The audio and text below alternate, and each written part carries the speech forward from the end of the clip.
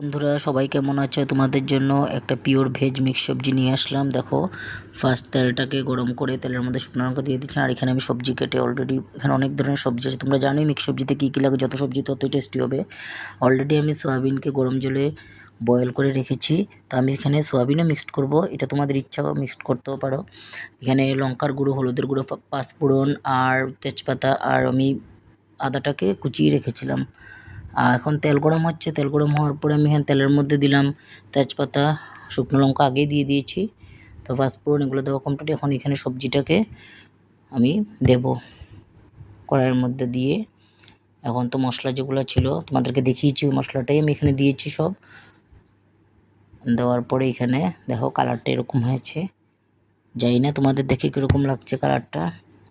তো আমার সবজি বানানো কমপ্লিট হয়ে গেল, আর সঙ্গে বানিয়েছি খিচুড়ি। আজ অনেক খিচুড়ি খাওয়ার ইচ্ছা করেছিল, তো দেখো খিচুড়িটা, কালারটা। খিচুড়ি তো তোমরা সবাই বানাতে পারো, দেখো আজকে খিচুড়ি খাওয়ার অনেক ইচ্ছা করলো, তাই খিচুড়ি বানিয়েছিলাম।